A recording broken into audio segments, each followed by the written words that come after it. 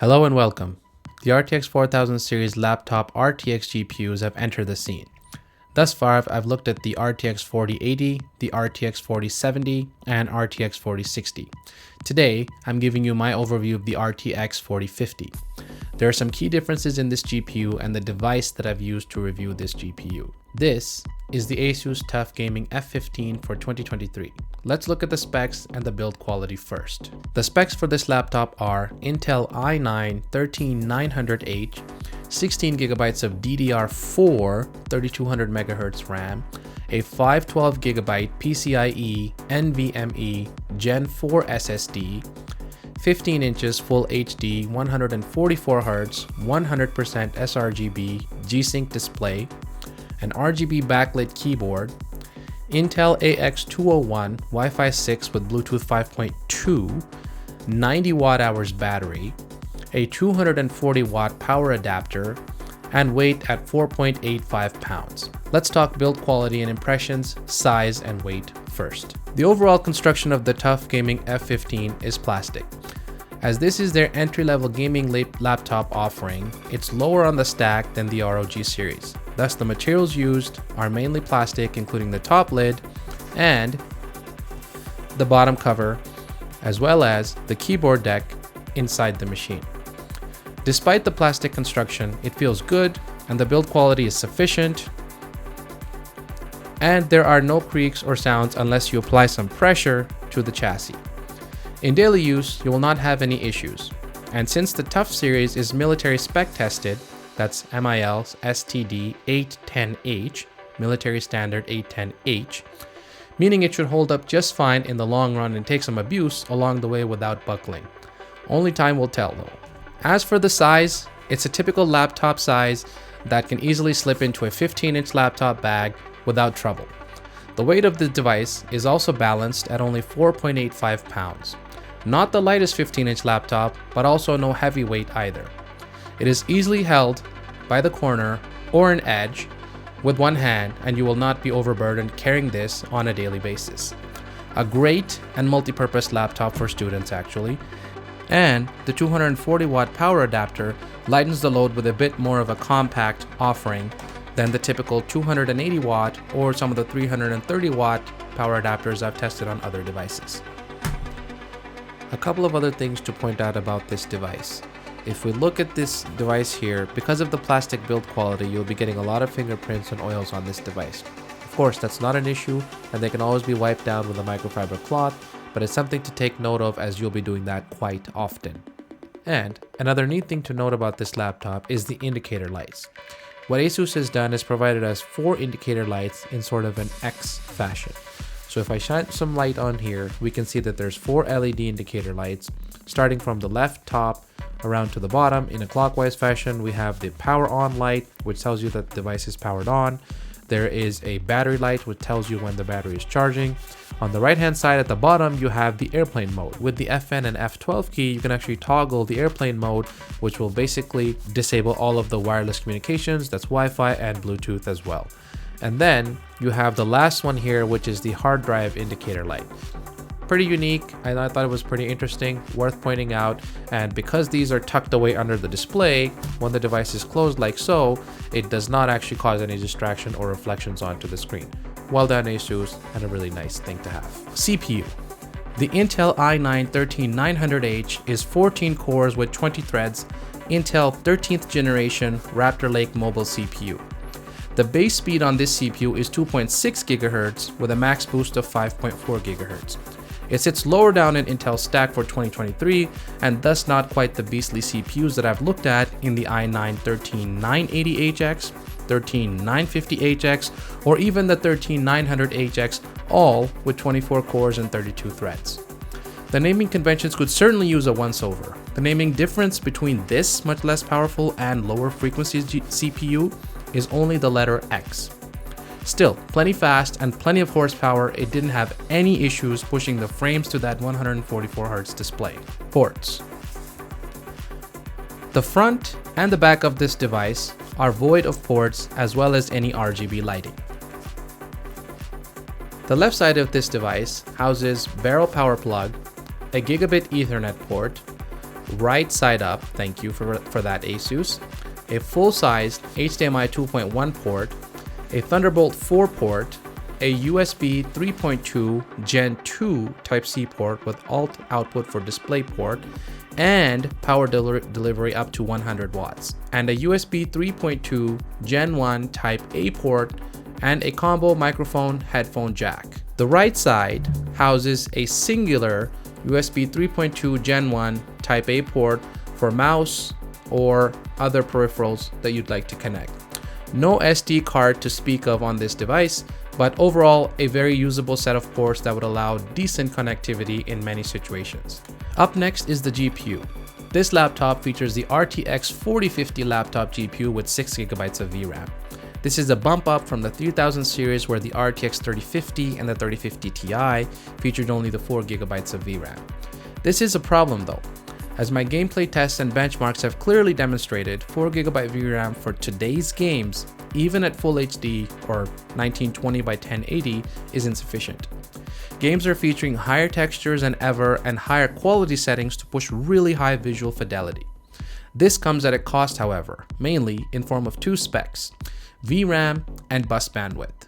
VRAM capacity has been increased this generation while the bus bandwidths have lightened, perhaps to cut down on cost or to further diverge the mainstream and the flagship GPUs.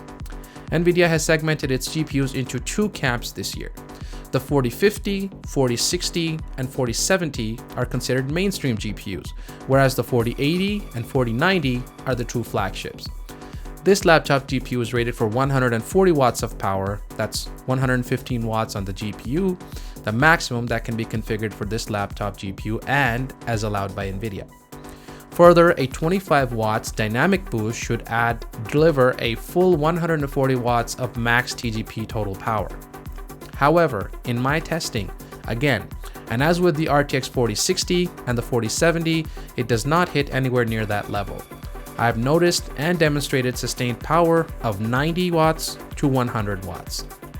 As for a dedicated gaming review with many benchmarks and gameplay tests, I have prepared a separate review on my channel. Go and check out that for my impressions of gaming chops of this laptop and the RTX 4050. Gaming. As I'm sure many of you are curious about the RTX 4050 and its performance, let's dig in. The executive summary is this: if you don't mind tweaking the settings just a bit and you're happy with Full HD 1080p gaming, then you should have no complaints. Most games ran near 60 FPS on ultra settings to begin with, so with a little bit of adjustment or even just dropping the settings to high would get you a pretty locked 60 FPS gaming experience. There are outliers, however, such as Cyberpunk 2077 and Hogwarts Legacy, for example. But for one, these two games are extremely demanding as they are, and after extensive testing across the 4000 series laptop GPU stack, I would say they need certainly some more optimization. Also, the 4000 series, including the entry-level RTX 4050, bring with them the goodness of DLSS and frame generation. To say that this is no less than black magic would be false. Being able to flip a few settings and in many cases double your frame rate without affecting overall visual quality is just unheard of. Though you may be able to get a better bargain on the RTX 3000 series laptops, the fact that you'll be missing out on this key feature warrants a rethink. As I come away from filming this review and all the testing, benchmarking, and gameplay leading up to this, I can say I've been very pleasantly surprised. The RTX 4050 is no slouch at 1080p. The only bad thing I can say about the RTX 4050 are the 6GB of VRAM. Nvidia, it's 2023. Are you really going to nickel and dime us while you line your coffers with gold and deprive us of the much needed 8GB of VRAM minimum for not just the latest games, but even older ones as old as 5 years old? The game I have in mind is Red Dead Redemption 2. And the second point, what is up with all these manufacturers falsely claiming 140 watts of power, or even the stated 115 watts of power from Nvidia themselves? These numbers are nowhere to be seen other than the Furmark benchmark. I would, however, like to see the RTX 4050's performance at QHD. I'll be looking to get my hands on a device that offers this combination. Most devices that do offer the QHD panel cut the power to the RTX 4050, and thus you're not going to get its full performance. Another reason, and a big plus to look at the TUF Gaming F15, is the RTX 4050 is rated for a full 115 watts of power in this device. There are other offerings on the market from ASUS and others that also offer the RTX 4050, but you've got to pay attention to the power rating. It's very possible to get two laptops, both with an RTX 4050, but differing power ratings and have very different levels of performance. And not all manufacturers are upfront about this figure for all of their devices. Particularly in the thin and light category, you may have to buy and try before you figure out what the power level is of the RTX 4050 in a particular device. Keyboard. The keyboard is also a fairly standard ASUS offering. It has full RGB backlight, and the lighting themes can be further customized and defined via the Armor Crate software. The RGB has 3 levels of brightness, from off, low, medium, and high, and can be adjusted with the FN plus the F2 buttons or the F3 keys. Overall, a decent implementation of RGB. They get nice and bright and are vivid with the light peeking out from beneath the keycaps on all sides. The keyboard itself is a membrane keyboard that has just been tuned fairly well. It does need some extra force for actuation and is a bit mushy as it bottoms out. It gets the job done, and I would say it's okay. No real praise, but no real complaints either. If you're a typist, however, or prefer keyboards of the mechanical variety, you should look elsewhere. ASUS has a complete lack of any mechanical keyboard offering for 2023. Now, we'll do a 1-minute typing test on the ASUS TUF Gaming F15 so you can hear the sounds from the keyboard and see what the experience is like for me, at least to get up to speed. At the end, I'll talk about what my accuracy is and how many errors I make with this keyboard, and just give you my overall impressions of typing experience with this keyboard, which is not a mechanical keyboard and a pretty standard membrane offering. Let's begin.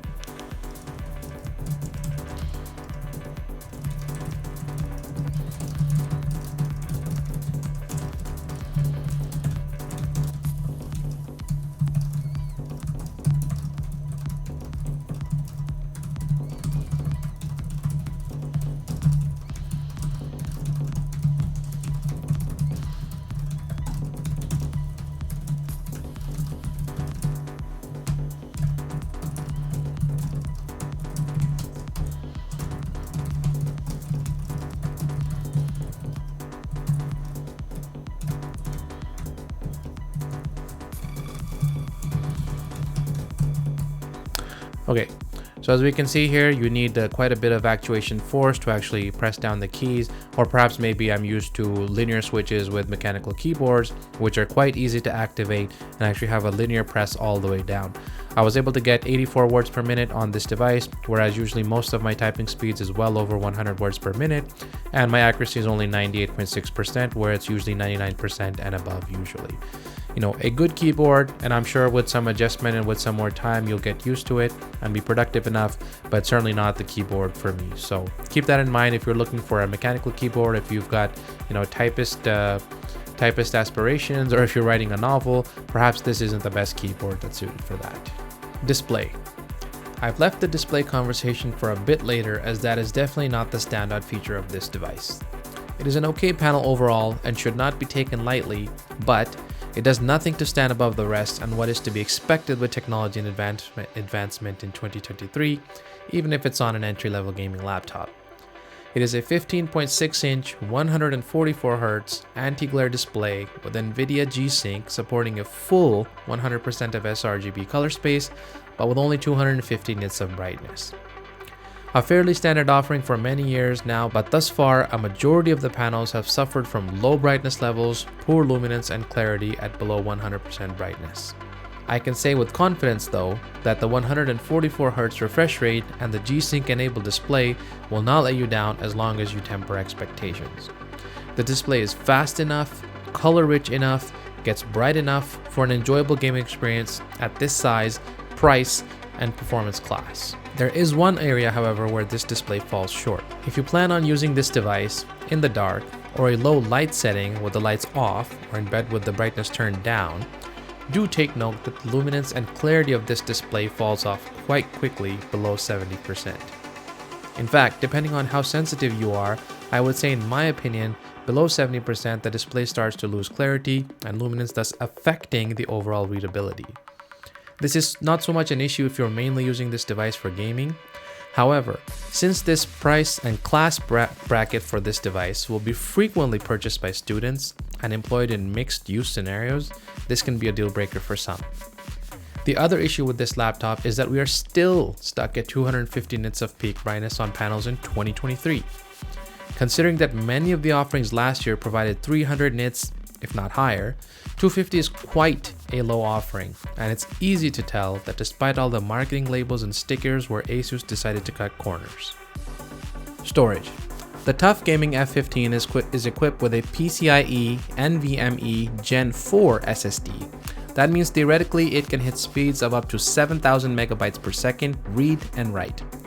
The offering in this unit is a Western Digital SN740 that tops out at about 5,000 megabytes per second for read speed and is only mediocre with write speeds of about 3,400 megabytes per second. At least ASUS gave us the Gen 4 SSD, which means it's a much faster than a Gen 3 equivalent. However, in real world use, the differences are so minor that you won't notice much of a difference. The TUF F15 comes with a second SSD slot, so you can add additional storage. Battery life. As for battery life, ASUS is offering many models now with a 90 watt-hour battery, and this unit is also equipped with a 90 watt-hour battery.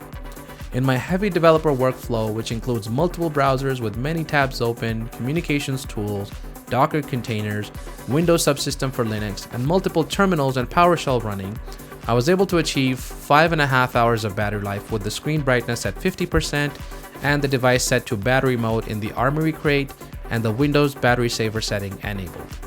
Very respectable, I would say, and this is owing to that 15-inch Full HD 144 screen, which does switch to 60 Hz when unplugged and draws much less power than a larger 18-inch Quad HD Plus display. The TUF Gaming F15 also supports USB Type-C charging in a pinch with up to 100 watts of USB power delivery. Handy if you're traveling and want to pack light, bringing only a USB Type-C power adapter to power your many devices. On the ASUS TUF Gaming F15 for 2023 featuring the RTX 4050, we're looking here at the 720p built-in webcam that's built into this device. And you're hearing the audio that's captured through the Realtek microphones that are built in as well. Let me know what you think of the video quality below. It is a 720p, 30 FPS affair, very typical. In fact, I would say it's atypical for this day and age, as most manufacturers are now migrating to 1080p webcams. But since this is a budget affair, and it's also the lowest offering on ASUS's stack, perhaps that is why this is still stuck at 720p. Let me know what you think of the audio quality and the video quality in the comments below. As for the sound on this device, there's two speakers located in this device on the bottom.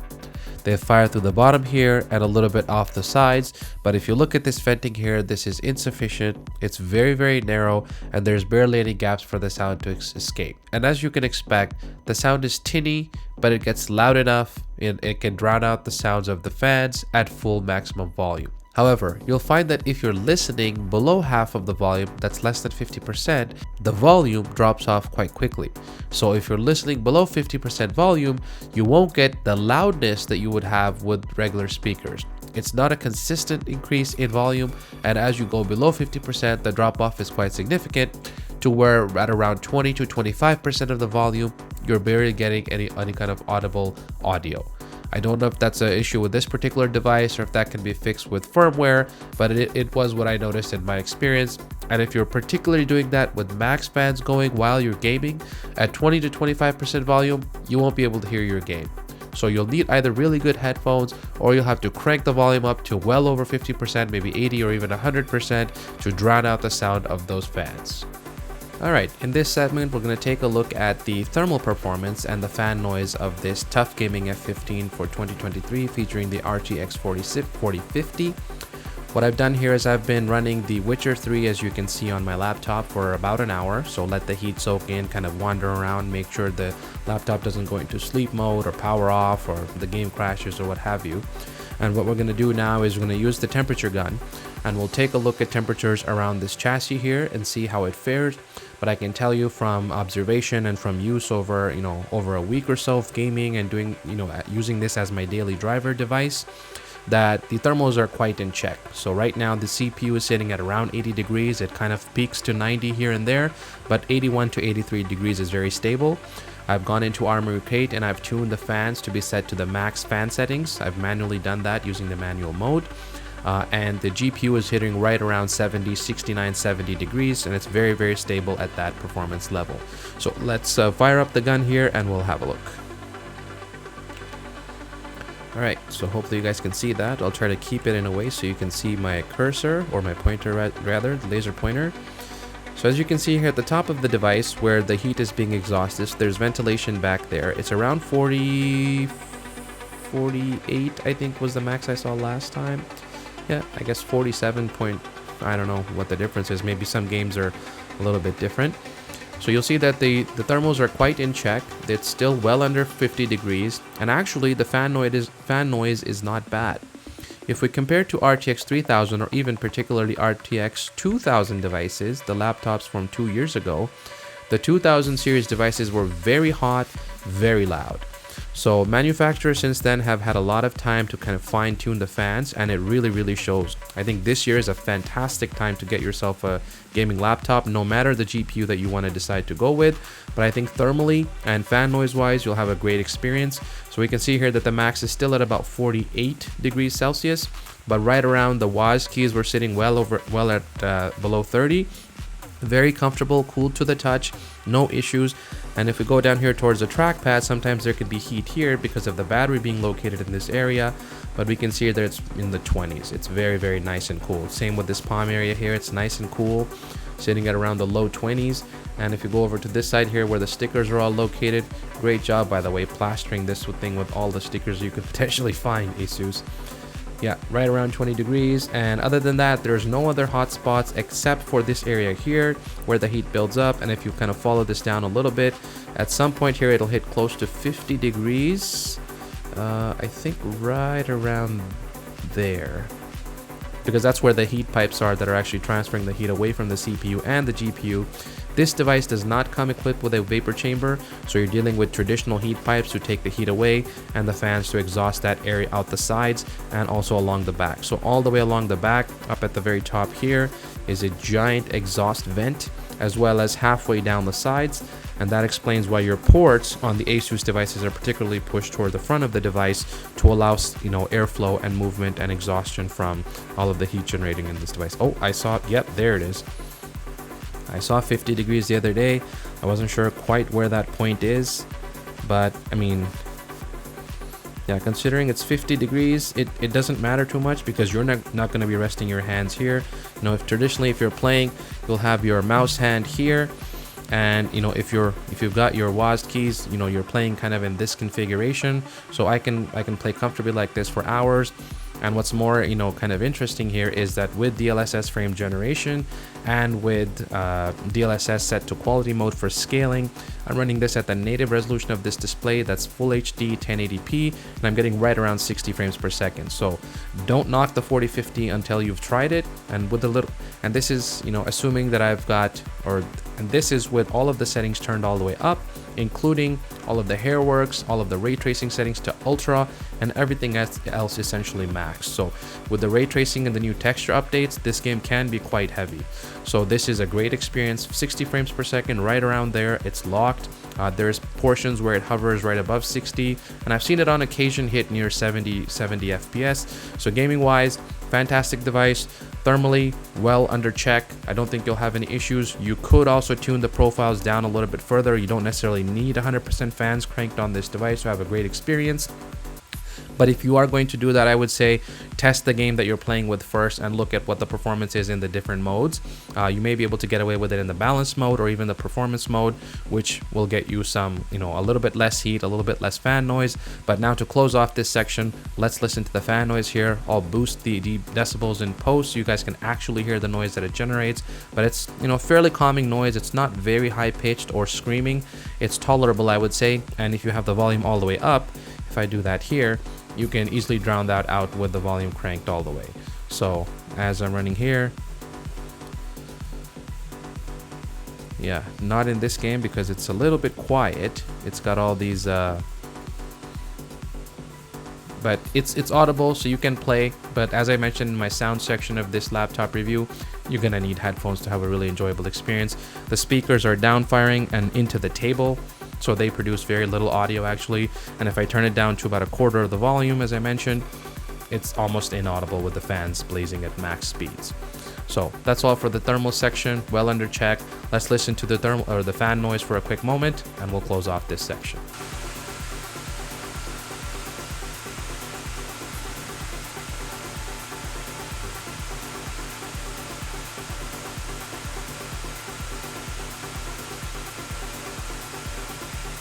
There you have it. Let me know what you think in the comments below. If you think this is, a good amount of sound to be tolerated or fan noise to be tolerated, or if you think these temperatures and this amount of fan noise is just unacceptable to you. I'd love to hear what you think. Control center softwares. Thermal managed laptop running at the full 115 watts of the GPU. Control center software. Armoury Crate is the solution provided by ASUS to manage the laptop and performance profiles, switch modes, undervolt the CPU, and set its power limits, as well as overclock the 4050's core and memory clocks and adjust the thermal limits. It is a well-featured the 4050's core and memory clocks and adjust thermal limits. It is a well-featured application, but it is not easy to understand as things are a bit laid out everywhere.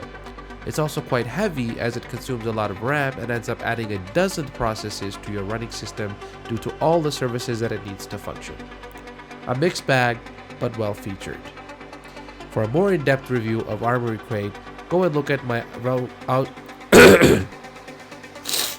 For a more in-depth look at the Armoury Crate, go and check out my review of the ASUS ROG Strix G18 for 2023, where I've covered the good, the bad, and the not so great about the Armoury Crate in that particular review. Price. At the time of this video and shortly after the release, the TUF Gaming F15 is selling for $1,800 Canadian. Not a bargain in my opinion. Perhaps that is the early bird price, but what's more surprising is that the RTX 4060 equipped TUF Gaming F15 is only $100 more at $1,899. I would say this is a very poor value overall. Skip the 4050 model and pay the extra $100 to get the 4060, and for that extra $100 you also get a 1TB instead of a 512GB SSD. In my opinion, that price is worth it in comparison to this model for $100 less or more. However, the bigger problem I have with this laptop is that it's overpriced. This laptop should be in the $1,200 to $1,500 range, considering that the cheapest laptop with the RTX 4050 on the market is priced at $1,350. I could see this one selling at $1,500 because it has the full power RTX 4050. Generally, most of the lower priced RTX 4050 equipped laptops will run at much lower power levels, and thus you'll have higher thermals, less capable cooling solutions, and as a consequence, lower overall performance from the same GPU in a better cooled and thermally managed laptop running at the full 115 watts of the GPU. I hope you enjoyed this video review. If you liked my content, please like and share this video and subscribe to my channel for more laptop reviews to come yet in 2023. Thanks for watching and see you in the next one.